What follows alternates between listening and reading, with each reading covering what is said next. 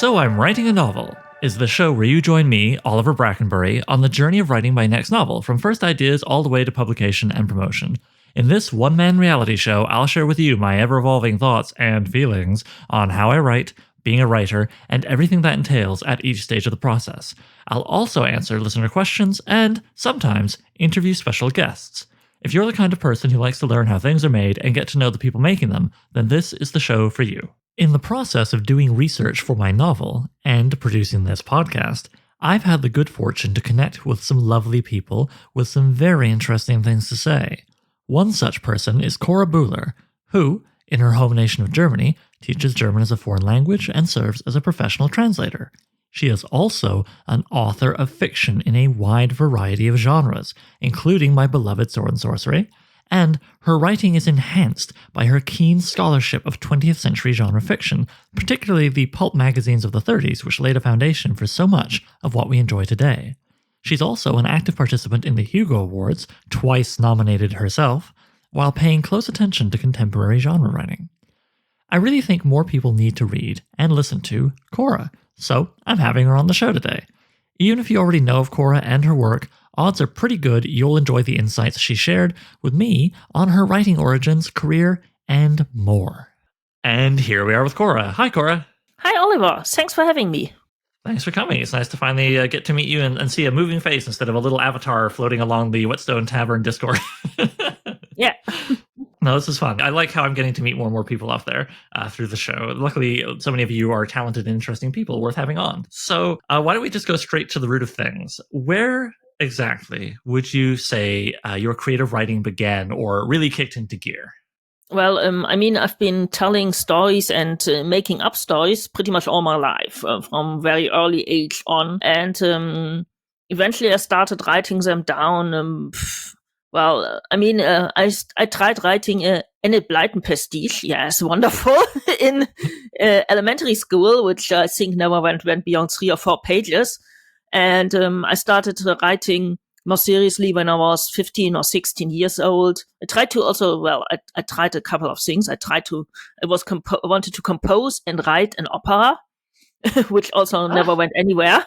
I think I probably still have the lyrics somewhere for that. The first things was, I liked science fiction, so I started writing science fiction and fantasy, and then I started getting more serious when I was at university. I took creative writing classes and started submitting to magazines with very varying success, largely because I didn't write what was fashionable at the time, and yes. Yeah, I mean, that is tricky. Everybody tells you not to write toward the trends, but then, the trends are what are getting sold, so it's always kind of a tug of war. It was not all that easy living in Germany and writing for the English, because Germany had pretty much no science fiction and fantasy market. You could write for the sort of dime novels, little magazines with brand name characters like Perry Roden, who's a spaceman, and there's a John Sinclair, who's a ghostwriter. You can write that. But at the time, in the 1990s, early 2000s, there was almost no German fantasy market except for maybe a few media tie-ins and those magazines, because the publishers preferred to translate mostly American and British authors who were already proven successes instead of taking a chance on a German unknown. This has changed by now, by the way. It's gotten a lot better. Oh, good. So I just started writing in English and trying to sell whatever I could. And of course, that also was a bit of a problem because in the time when they still had snail mail submissions, everything took ages. My first publication was actually in the University Literary magazine, cool. Which we had at the time, which must have been, it's over 20 years ago now, I think. And so here I am. And then self-publishing came along and I started self-publishing first with some things I'd gotten the rights to back, and then I enjoyed the process. Well, and some of what you mentioned there brings me to my next question, which is, certainly for an ignorant Canadian over where I am, I'm left wondering, how did someone growing up in pre and early internet Germany wind up falling in love and even have the opportunity to fall in love with the American pulp? Okay, well, first of all, I haven't always lived in Germany because my dad had one of those jobs. He's a naval architect where he had to travel a lot. So I lived in Singapore, I lived in the US but I was very small when I lived in the US. I was only 5. So that was the only thing I read there were little golden books. But then I lived in Singapore and I lived in Rotterdam. So I did have some international exposure. That's also why I learned English very early. As for the pulps, we did have an import bookstore in my town, which had basically it was 2 spinner racks of imported genre novels. And it was a mix-up of crime novels, science fiction and fantasy, romance, whatever. Of course, I always picked the science fiction and fantasy and sometimes the crime novels. So I encountered a lot of what was originally pulp SF and fantasy via those spinner racks, because it was a lot. They had stuff like Asimov and Edgar Rice Burroughs and everything, and fell in love with it. And later I figured out where they came from, and I did have a sort of affinity for the pulps because we still have pulps of a sort in Germany. We have dime novels. Oh, okay. And they're still published and still exist these days, not as successful as they used to be. And those dime novels were everywhere when I was growing up. And they were very, very bad for you. Teachers would keep telling you how very, very bad those dime novels were. So, of course, they were irresistible. Which is also why I first got interested in sword and sorcery, because Conan was very, very bad. Conan is very, very, all I knew about Conan was he's a barbarian, he's played by Arnold Schwarzenegger, and he's very, very bad for you. It's very bad. If you read him, he glorifies violence. It's very bad. So, yeah, of course I had to read it. Yes. It was German 1970s pop culture criticism where everything was very, very bad for you. Stephen King was also very, very bad for you. So guess what everybody read. And so I had a sort of affinity for this. And I had also via import bookstores access to non-fiction books like the Encyclopedia of Science Fiction and similar books, which I really saved up my pocket money to buy because those books were useful. They told you what authors would be interesting to read and what films would be good to watch. And some of them had photos of pulp covers, which looked really, really intriguing, except that, of course, I had no way of ever seeing one of those. Then I got on the internet, and you could at least, even the early internet, you could get, illegal scans, probably, and some stuff from early Gutenberg and illegal scans of Shadow and Spider Pulps and Doc Savage and all those things. So I finally got to read them and also learn more about the production method and was really intrigued. And yes, that's a fascination which has continued to the present day. And of course, nowadays it's easier than ever to get your hand on scans of actual pulp. The actual magazines are still not easy to find here simply because they almost never ended up on our shores. They did a few of them. I mean, we know that Werner von Braun was religiously reading the American science fiction pulps, even while he was building the V2 rocket. No one quite knows how they got in, but somehow how he managed to get his American science fiction pulps delivered throughout World War II. And he was Werner von Braun and his pals were reading the same pulp magazines that the guys of the Manhattan Project were reading, probably at the same time. So what a wonderful image. I mean, well, wonderful maybe it's a strong word with anything involved in him. You can imagine him sitting there in his office and reading his pulp, and the Nazis actually I don't know how they managed this. I think it was via Scandinavia or some neutral country, but somehow they got their hands on American pulp magazines to deliver to Werner von Braun, who really, really desperately wanted to read them. I guess they figured, well, maybe it's inspiration. I don't know. And he was just having fun, enjoying the stories, I'm sure. Wow.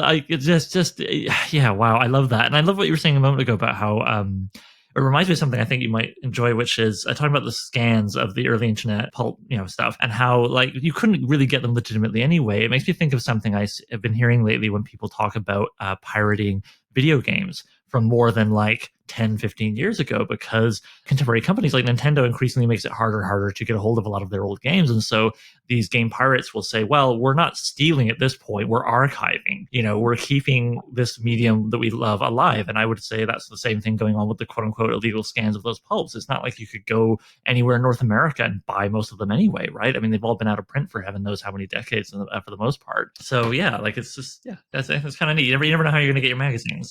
Yeah. I mean, video games are really in danger of vanishing simply because the hardware is increasingly getting impossible to get. Well, exactly. And, a friend of mine nearly wound up working at the National Archives in Canada, in Ottawa. And he told me from what he learned in his schooling, one of the major challenges at the archives is just keeping a few Betamax players and other oddball, media things running, because it's the only way they can access so much.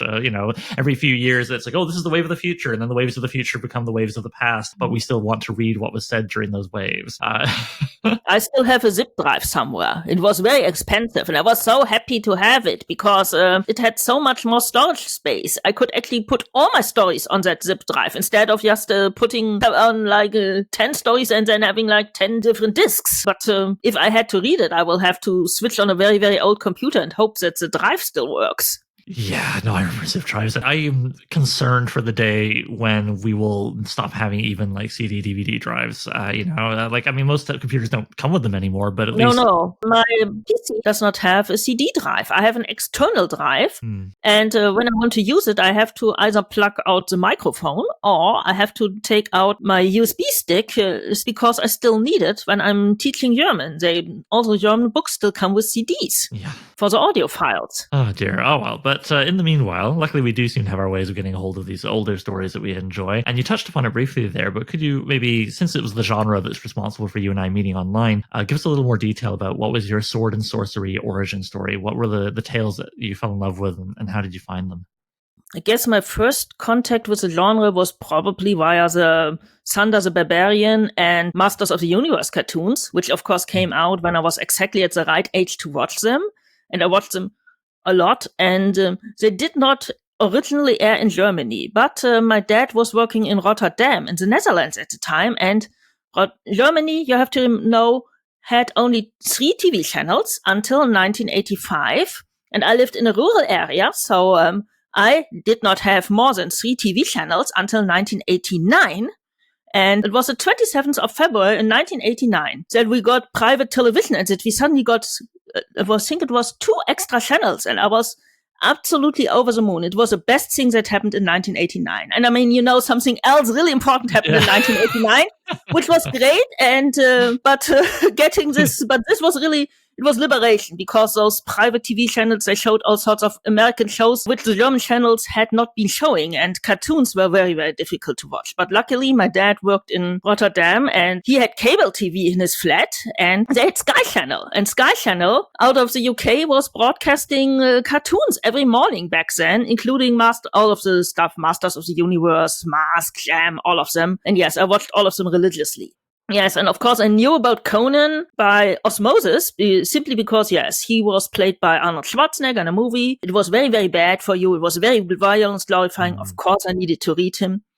And then also the Netherlands have a big comic culture shared with France and Belgium, and they don't have a lot of superhero comics. They have science fiction comics, a lot of historical comics, adventure comics, and they had, of course, sword and sorcery. There was one called Aria, which I loved, about a female warrior character. There was one called Storm, of course, and if you try to see Storm comic, you get a Marvel character. I was going to say, yeah. But yes, it was called Storm. It was a sort of alternate world sword and sorcery, sword and planet thing, and there was Gita of Alizar, and there were lots of those, often with female characters, and I usually did not buy them because, of course, I didn't have that much money. I was a teenager, but I just went into the shops and read them there, and the people in the shops let me read them. I think this was also how I first encountered Lovecraft and Lovecraftian imagery via some comic. And interesting, whenever I'm in the Netherlands today, and when I see a shop from that chain, I always go in and buy a comic, because now I can afford it.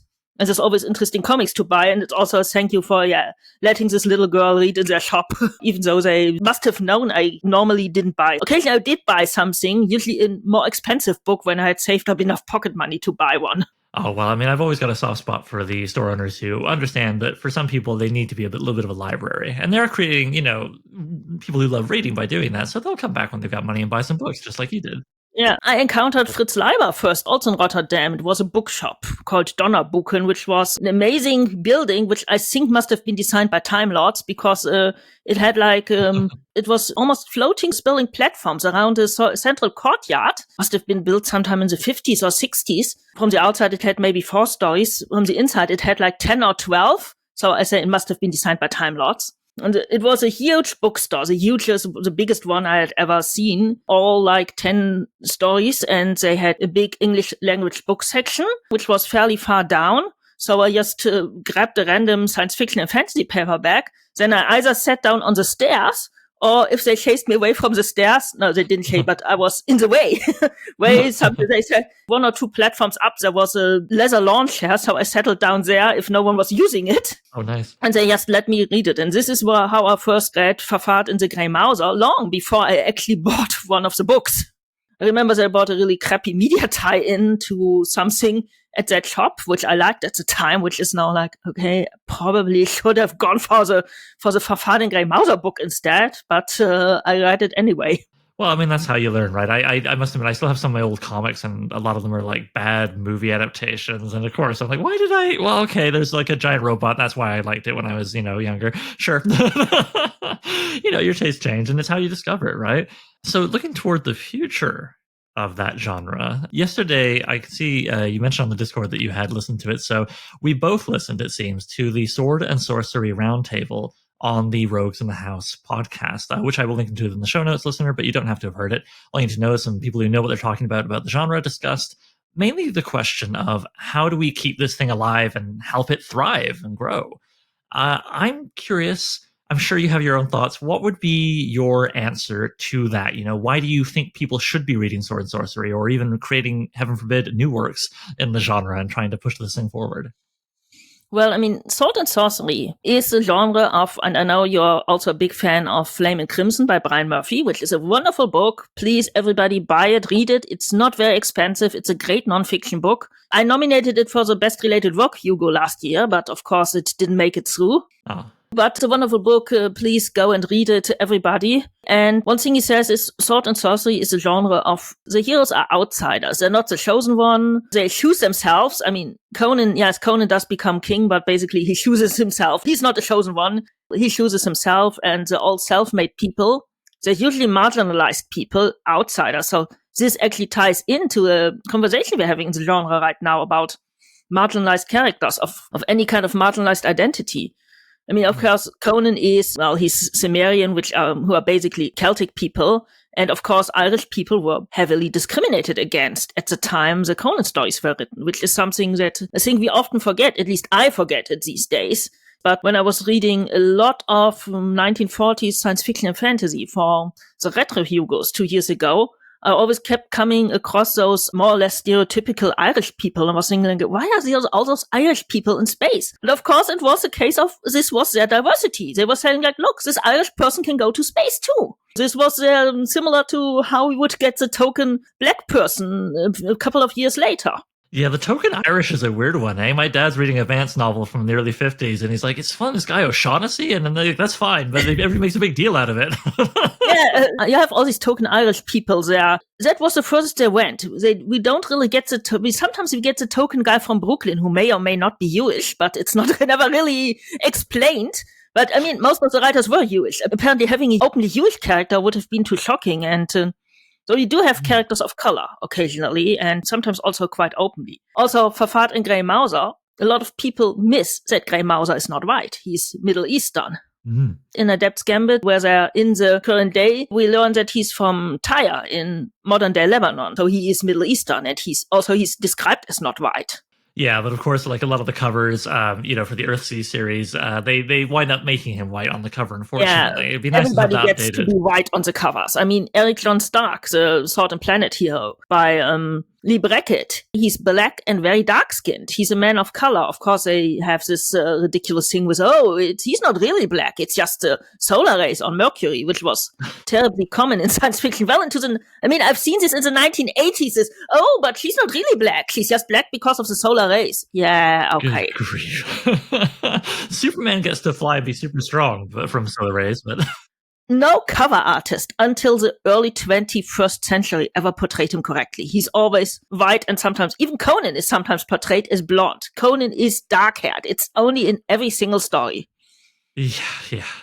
Well, I mean, obviously it tells us more about the artists or maybe the publishers, than about the characters and the authors. I mean, and on to Fafhrd and Grey Mouser, am I remembering correctly? Isn't it Fafhrd is sort of all but explicitly put as bisexual in, I believe, the Two Greatest Thieves in Lankmar. It sort of slipped in there that like he's fine with men too, even if we don't see him with a male partner during the series. So yeah, you can find these little things poking through in the old stories, and it's nice to acknowledge that as well as look to new stories. I personally would love to see the story's got to be good too, obviously, but I would love to see like a trans sword and sorcery hero. What might that be like? That would be amazing, I think, and also you could make it work. I mean, a trans warrior woman, or also maybe a trans man who's perhaps made fun of for being not quite as masculine as the others, but you can make that work. Even if it was never directly addressed, just having the representation, right? Yeah, and in times past, of course, it was also, let's just say, easier because people just there are plenty of recorded instances of women who dressed up as men to join armies and fight, and sometimes it was just patriotic fervor for I want to free Germany or Russia or whatever from Napoleon, and some of them were apparently trans women, and in many cases no one knew their true gender until there was one case of a woman in the Napoleonic War, and they only figured out she was a woman when she was wounded, and they took her to the field hospital, and the doctor cut off her uniform, and yes, they got a surprise. This was a woman. Unfortunately, she did not survive her injuries, but she was highly honored and inspired a couple of other women to also dress up as men and go to war. Some of these were not trans women, but in this case, she might have been one. We don't know, of course. It was a different time. You're right, but it certainly suggests that another element from Brian Murphy's definition of sword and sorcery comes into play here, not just the outsider hero, but also a historical inspiration. It's not, it's not something that was invented 10 minutes ago, was it? Something that's always been with us as a species. And so, yeah. Yes, we know that trans people have existed in all times, and some cultures had provisions for them, others don't. You can find quite a few trans people in Iran, of all places, because for some reason you can get gender reassignment surgery in Iran. Well, same-sex relationships are banned and punishable by death, but you can get gender reassignment surgery because for some reason the mullahs believe that apparently occasionally Allah makes a mistake and someone ends up in the wrong body, and of course they will correct it. And so, no one assumes that Iran, of all places, will have trans people, but they do have trans people.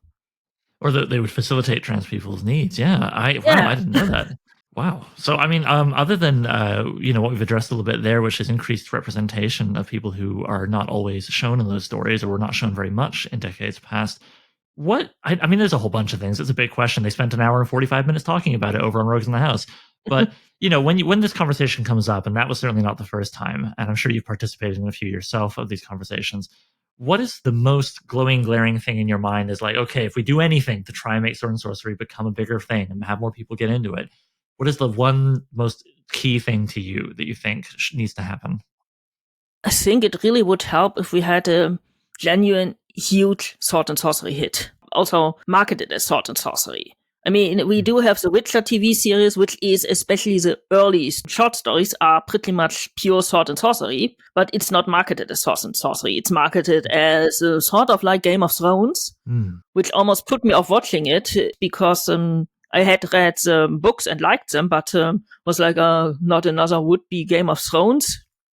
And it's its own thing. And we had the She-Ra cartoon, which was really, really successful among the sort of people who would never go and read a Conan book. Mm-hmm. Most of them. I have some friends who both read Conan and liked the She-Ra cartoons, but that's rare. And we have the Masters of the Universe cartoons, which is Revelations, which was amazingly good for what it was.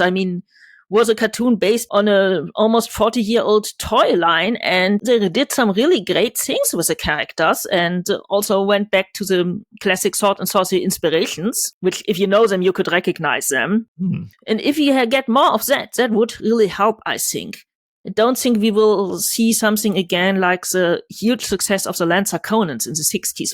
It was already simmering under the surface. We had been having a sword and sorcery revival since the late 50s, early 60s. That's when Fafard and Grimauser came back from retirement. Mm-hmm. That's when Roger Zelazny and John Jake started writing sword and sorcery, and Michael Moorcock started writing Elric in the early 60s. So there was an atmosphere, but the Lancer Conans kicked it into overdrive. Suddenly, together with the illegal Lord of the Rings paperback edition, which is of course not sword and sorcery, but it showed people, look, people are willing to read fantasy, because earlier science fiction and fantasy was this weird thing which occasionally popped up as well. And don't think we will really see this again. We have a good fantasy market. It's still a niche, but it's a solid market.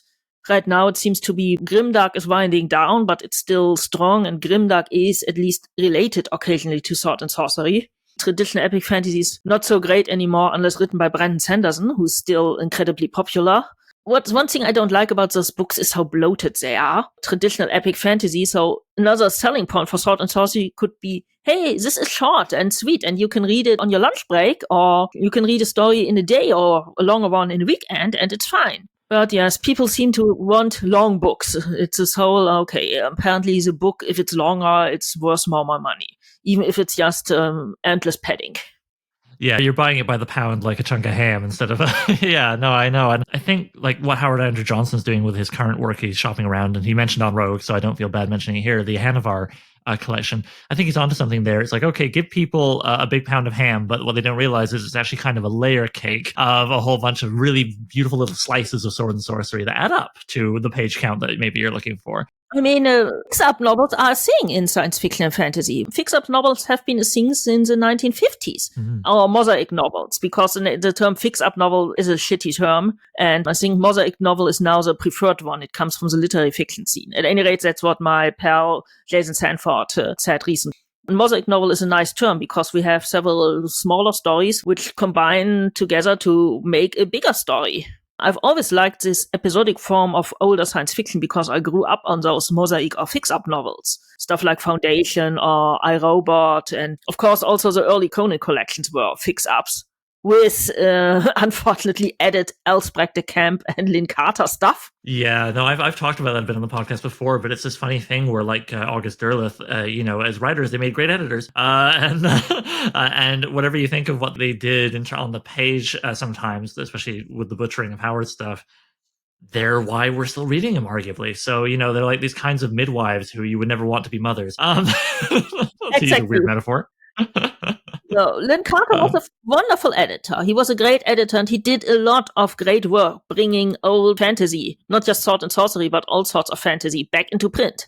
And we should honor him for that, and also for publishing these year's best fantasy and what was it called, Flashing Swords or Sword and Sorcery collections. He did great work there. Absolutely. But he was also, a terrible writer. I had the misfortune of reviewing his attempt at a space opera, which was basically Foundation, as if written by Robert E. Howard, which sounds wonderful in theory, but in practice it was just utterly terrible. Oh dear. Okay, I was laughing out loud and sharing the excerpts from the book with friends like, you won't believe what's written here. You won't believe this. I can believe it. I read his World's End series in a similar vibe, but I kind of got into it. I was like, this is like a berserk weird He-Man with a giant robot bird called literally a bazonga. And I was like, oh, just one? Okay. Thought those usually came in pairs. Anyway, we could easily talk about sword and sorcery for another, 30 minutes to an hour or more, I'm sure. Probably the rest of the day, really. But you don't just write sword and sorcery. Far from it. A character of yours who really caught my eye is Richard Blakemore, aka The Silencer.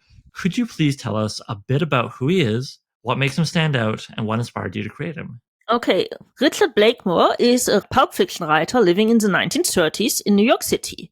And he's a century baby, so he was born in 1900 because, of course, every kind of pulp hero at the time had to be born in 1900. So he's a century baby. Of course, he took part in World War I. He had great adventures in the 20s, and now in the 30s, he's living in New York City and he's writing pulp fiction. Yes, he's also writing sword and sorcery and all sorts of genres, but he's mainly writing a sort of hero pulp story in the vein of the Shadow or the Spider and Doc Savage. But the clue in his character is called the Silencer, who is, he defends the downtrodden and fights evil and injustice. He has a black cape and he has a slouch. He has a typical fedora that all of those characters wear. He has a steel mask with an inbuilt night vision gadget, a very early one, because infrared did not exist actually in the 1930s. And the clue is that Richard Blakemore does not just write those stories, he actually lives them because he dresses up as a character and goes on missions to, help people.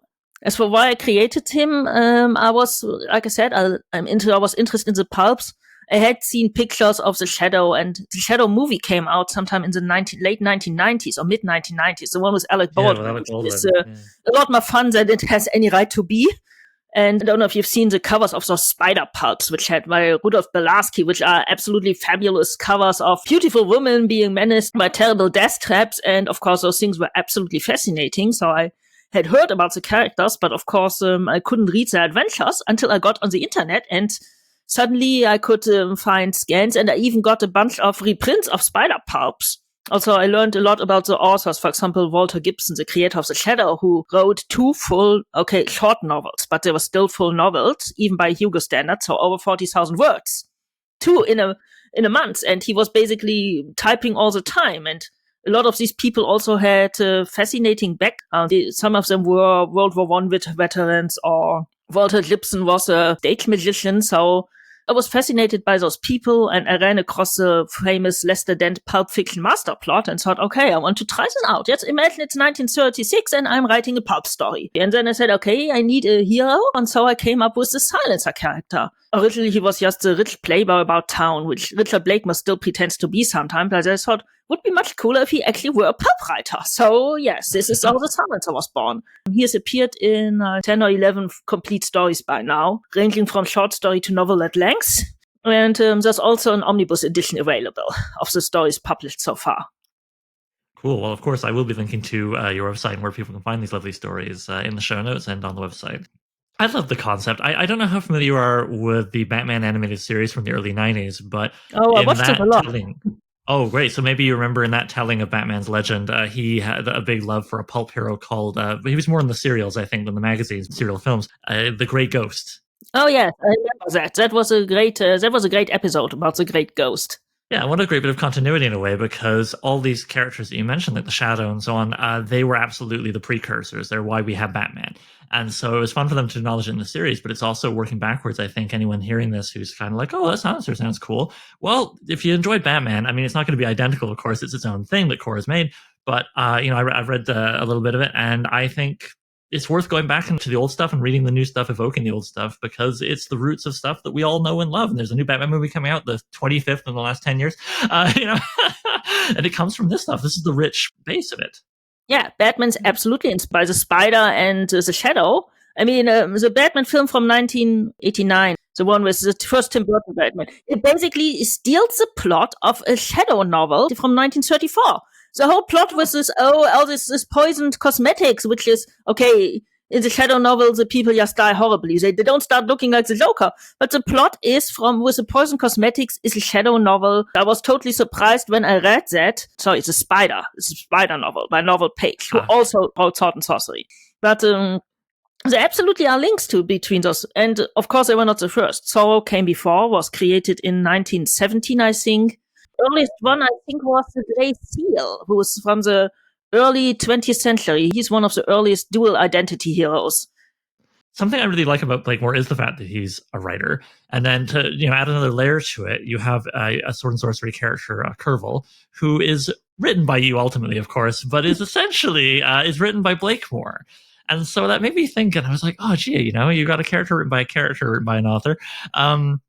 When writing as Blakemore, writing Curvel, I'm wondering, how do you balance your creative instincts, right? Maybe you're just in a moment in a scene, you're like, oh, this should happen, against the restrictions of writing as Blakemore, who himself is presumably trying to nail a certain voice appropriate to the 30s Sword and Sorcery pulps. Is this a challenge, or would you say Blakemore's voice is close enough to your own that it's not an issue? Like, how do you balance that? It's a bit of a challenge sometimes, for starters, because I can't mention anything which happened after this. The fictional stories of he has 2 sort of horses here. Actually, there's Turvok, which is more Fritz Leiber style, except that Fafard and Grey Mouse did not come out until 1939. So, of course, the fictional Richard Blakemore may have known the real Fritz Leiber. He knows a lot of real pulp writers, and sometimes I mention he knows Lovecraft. He also knows Howard. They probably corresponded. So they do get mentioned on occasion, the real pulp writers. And there's one story where he basically threatens John W. Campbell of astounding fame, only that the guy has a different name. So yes, that was a bit of fun to have. So he knows those, but he couldn't have read Verfahren Grey Mauser simply because they weren't out yet. And how I came to this was, there's one story where Richard Blakemore, he's just saved a woman from a gang, and he's a little bit wounded, and he goes to a drugstore to patch up his wounds before going home, and sees a new issue of Weird Tales and buys it. And I picked out an issue for him to buy, and it was one which had, I think it's an installment of Hour of the Dragon, and there's a Gerald of Glory story, and there's a Lovecraft story, all in one issue of Weird Tales. And I have him use like, oh, I like those stories. Of course, he can't call them sword and sorcery because the term, of course, wasn't invented until 1961. Yeah. So he's like, oh, I like those stories. I would like to write one like that one day. And then I actually wrote a sword and sorcery story, the first Turok story, and I wrote it very, very quickly on a very, very hot day in summer. And then I thought like, okay, maybe this is Richard Blakemoor's Lost Sword and Sorcery novel. And then I wrote a couple more about the same characters, especially originally it was just a lone wandering barbarian Turok, but he picked up his first friend at the end of the first story, so he got his Grey Mouser character. Then they picked up 2 women, so it was suddenly a quartet, and I thought then when I wanted to publish those stories, like, okay, why don't I just pretend they're lost pulp stories from the 1930s written by this lost pulp character, and I'm just the editor who is rediscovering them. As for challenges, well, I mean, mine are, I think, a bit more modern. One of the Cornwall stories has a sex scene in it which you wouldn't have found in the 1930s. But it needed to be there for the story. And the thing I write is like, oh, this is the manuscript we discovered with the sex scene which was cut out because it was censored in the 1930s. It's like the Howard manuscripts discovered in the trunk, which also we know that some things were cut out from them, not necessarily because of sex, but all of the cases where Howard more explicitly talks about sexual violence, most of them were in stories which were never published, which is interesting because apparently Farnsworth Wright he was very, very careful, and he had to be about what he published. If you think about it, the most explicit things about sexual violence in the Conan or also Solomon Kane stories, most of them are not in stories which were actually published. So, and they're fairly oblique because you couldn't really openly speak about it. It's amazing that C.L. Moore was able to get away with so much. I mean, Chamblot, the first Northwest Smith story, has, I think it's a 2.5 page, which is basically a drug-induced tentacle sex scene. That's what it is, and it was published in 1934, I think, or 33. I have no idea how she was able to get away with it, but I understand that she did not want to use her full name. She always said she was afraid to lose her job at the bank. But it wasn't just because, oh, she has a different income, but, oh, this woman who's not married is writing about sex and apparently drugs. And, of course, that would have been quite shocking at the time.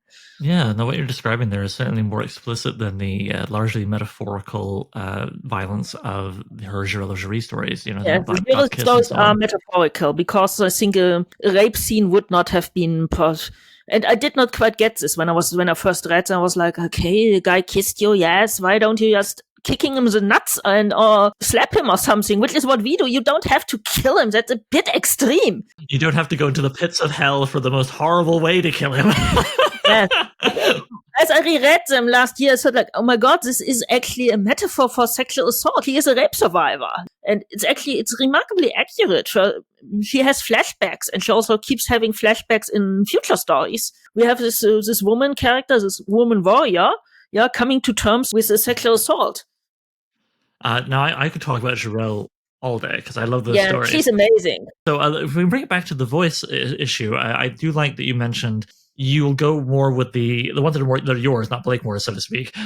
You'll make the decision based on what the story needs over what the genre maybe suggests should happen. And I think that's definitely part of how we want to keep this thing alive and vibrant going forward, because I think if you just try and tick off a box. I mean, don't get me wrong. I also have the Lester Dent story outline formula in a folder. I'm going to play with that sooner or later. But if you, outside of those kind of fun exercises, are too beholden to a structure, then you're not making anything new, are you?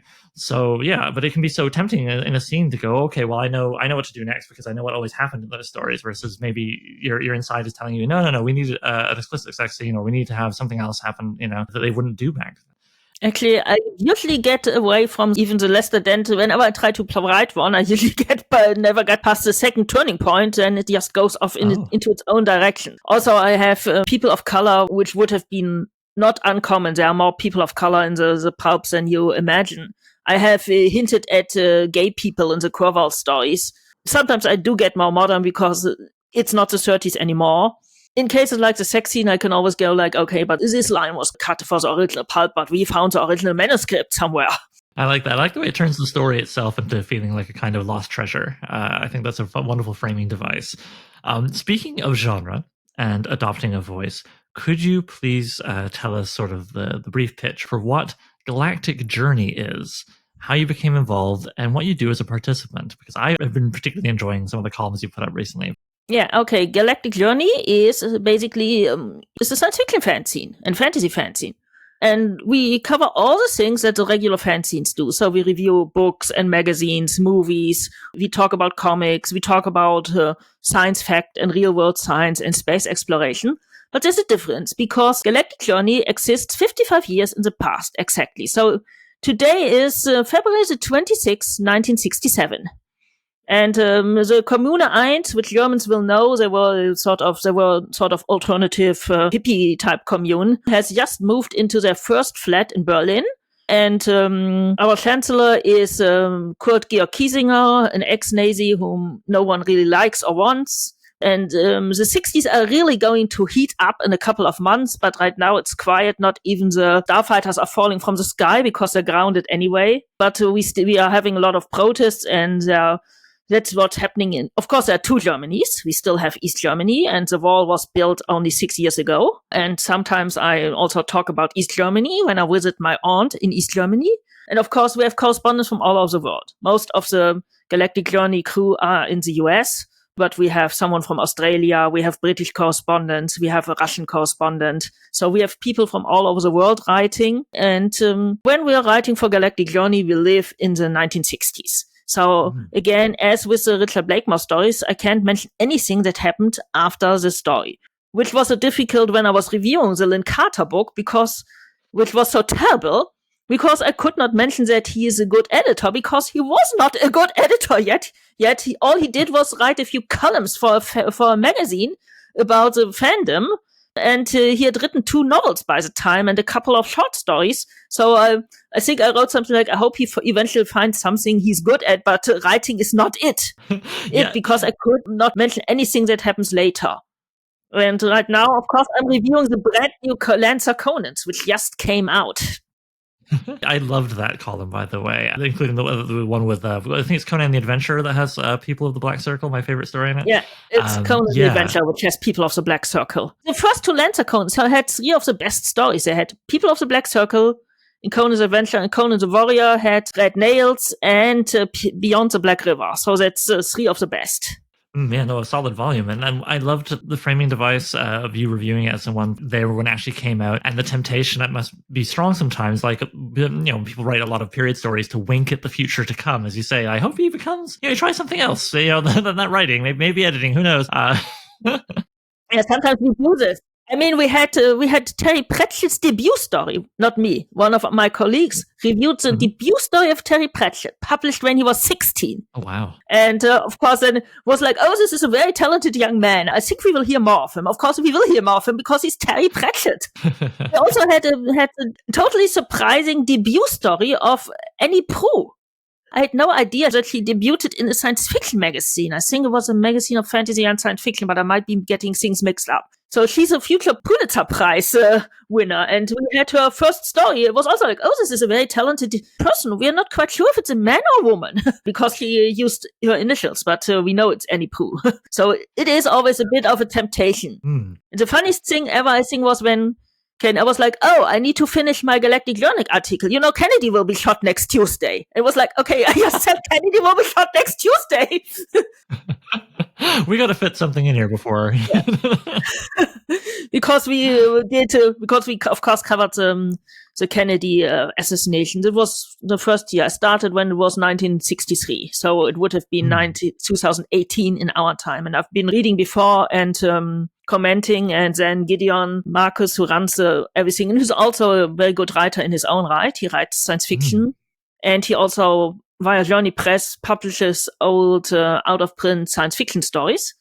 We will have one coming out of forgotten stories, science fiction stories by women from the 1950s, which is coming out March 1st, so that's in 2 days. Oh, okay, cool. Well, I'll have to link that in the show notes. And meanwhile, listener, I actually interviewed Gideon Marcus for the other podcast I do, Unknown Worlds of the Merrill Collection. Our subject was alternate histories, but of course, through that, we ended up talking quite a bit about this project. So if you want to learn more, I will link that when that episode goes up, which will hopefully be in the near future. Anyway, in the meanwhile, As chance would have it, I've unintentionally threaded a theme through my interviews for this March: linguistics.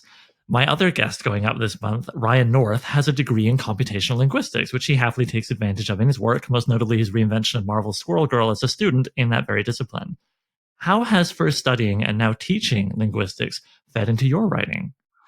Well, I call myself an accidental linguist because I studied English, and at my university you have to take linguistics classes when you want to study English, which is also a good thing because you need to understand how language works. And then pretty much the first job I had after I graduated and after I got my MA was teaching introductory linguistics at the University of Vechta, which is a university you'll never have heard of. It's Germany's smallest university in a rural town.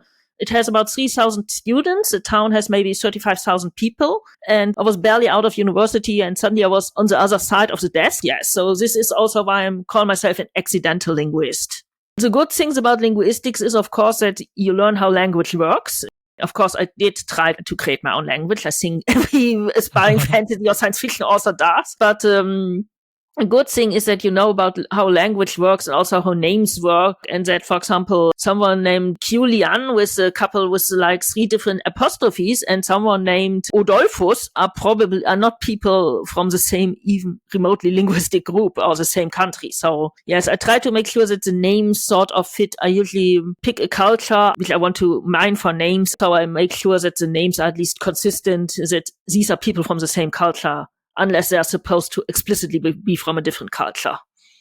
Do you find, other than a creation of a world building, culture, language, that kind of thing, does it affect, do you sometimes look at the actual construction of one of your sentences and something, you've learned in linguistics affects your editing of it? Do you go, well, hang on, this should actually be here because of, what I learned? Yes, I say it does, of course. You look at a sentence and think, okay, like this structure is clumsy or unpleasant, or simply, okay, I've now started 5 sentences in a row with Corval was, or Corval did this and Corval did that. So let's change it around a little bit. Of course, if you're a linguist, you also sort of know how language works and what you can change around, which changes with the different languages. Mm-hmm. In German, it's easier to switch the objects and subjects and verbs around than it is in English. In English, the word order is a lot more rigid than in German. German allows you to switch everything around.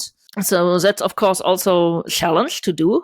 In general, I think, which is why everybody thinks should study linguistics, or at least know a little bit, it's always good to know about language and grammar and how they work and also how they differ. I'm also a teacher of German as I'm a translator and a teacher of German as a foreign language. And a lot of the students, they all come from different backgrounds. And in a lot of cases, it's simply difficult to explain something, a concept which does not exist in their native language.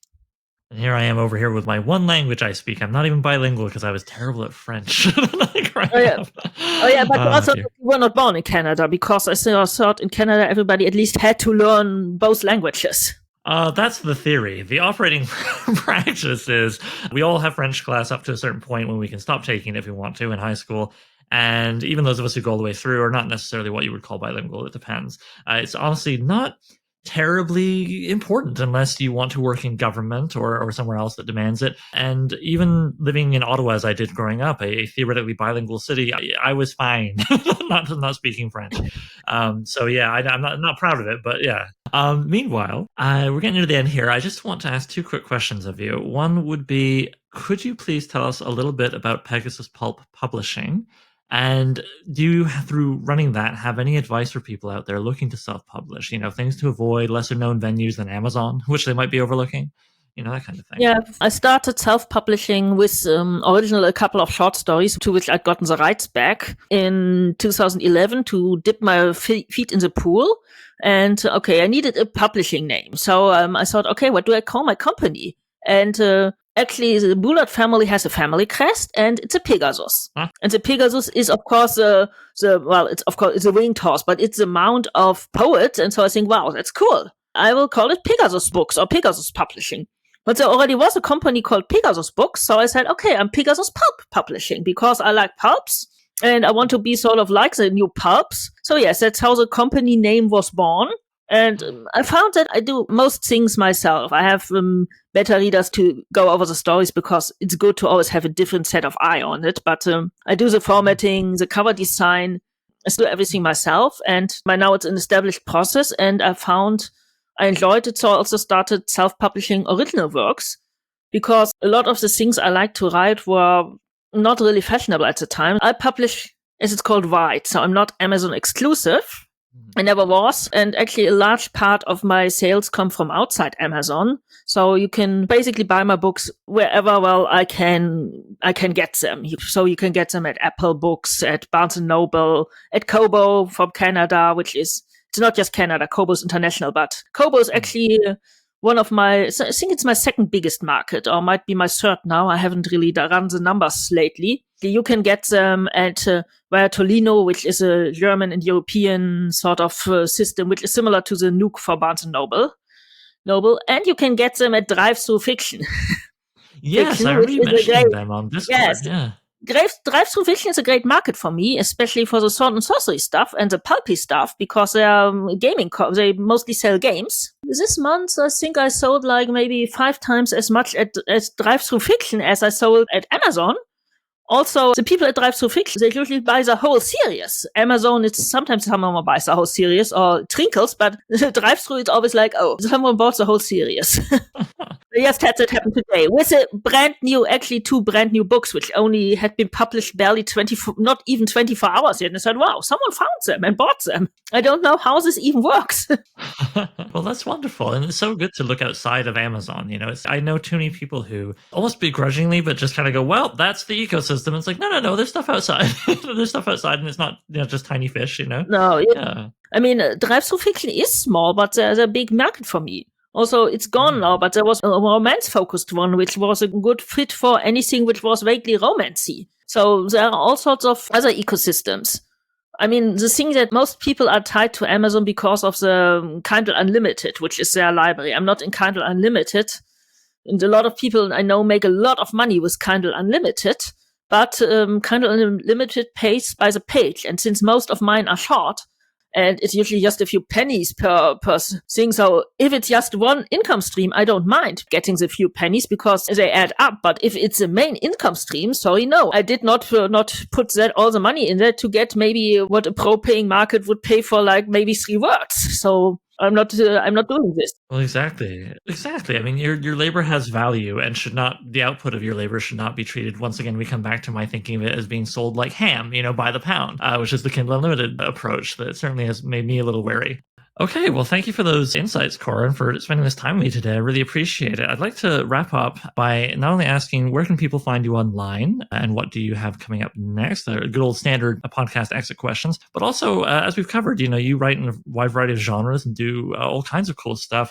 Maybe we can put a pin on this by having you tell our listeners what, broadly speaking, makes a Cora Buhlert story. So what is one of the key qualities that your work brings?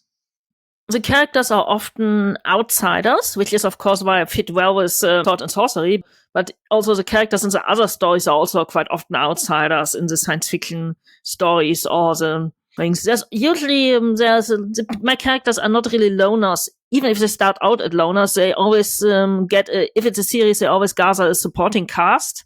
There's usually a bit of romance, not too much, so it's not, I do have a few pure romancy stories. Mostly Christmassy stuff, but just a pinch of romance. But they have, in general, regular relationships. They have friends, they have family members, and they also acquire a supporting cast. All of them do. Even the ones who are supposed to be lone wandering barbarians eventually get a supporting cast.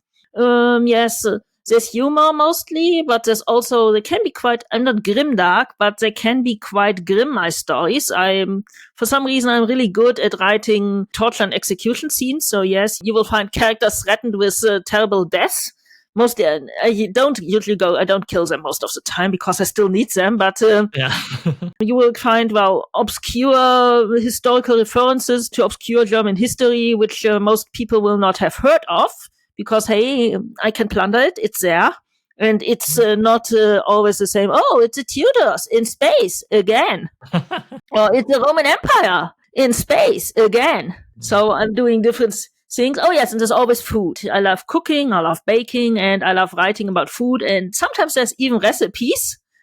Not in the sword and sorcery stories so far. I haven't done that yet. I would love to see a sword and sorcery recipe though. Yeah, I might try. I might do one eventually with a recipe. It's also usually, what do people do? Oh, they eat. And then I just put speculas or speculatius, holiday cookies. Was I mean, you know Remco van Straten and Angeline Adams. You've interviewed them. Yep. We were talking online. It was about speculatius or speculas cookies. Speculas is the Dutch name. Speculatius is the German one. And sword and sorcery. And was like a challenge. Oh, I will put them in a sword and sorcery story. So I did. Oh, they're the sacred cookies baked only for very special purposes. And if you don't know them, they're flat spiced gingerbread type cookies with images stamped on top of them. Usually it's St. Nicholas and a windmill and an elephant. And of course the sword and sorcery version has like Cthulhu and a Shoggoth and a headless man and woman with big breasts. And I really want those cookie forms because I think, okay, that would be so lovely to have these cookies. Well, and what a fun way that could be to preserve, coming back to something we talked at the very top of this, those pulp covers that you were finding on the internet years ago. What if a spider cookie, what if it's a shadow cookie, that kind of thing, a Brundridge, spicy cover or whatever. Yeah. That would have been fun.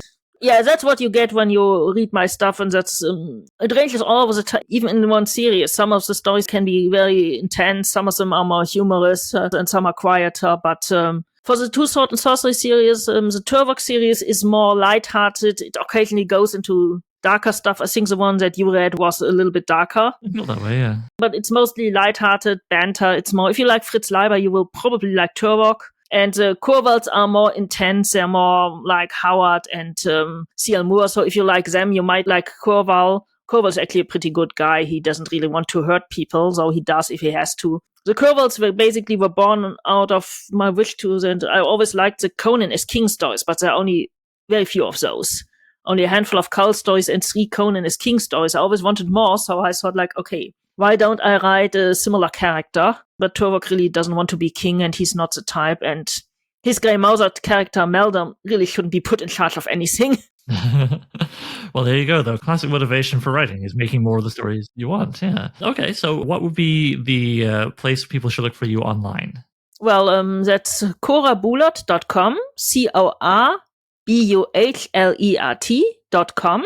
That's where you can find my blog, which has earned me 2 Hugo nominations so far. And that's also where you can find my books. Also have a site called pegasus-pulp.com, which is a publishing site, which is mostly about books and occasionally roundups. Yes, I blog at Galactic Journey regularly, where you can find me. That's galacticjourney.org. I'm usually on once a month.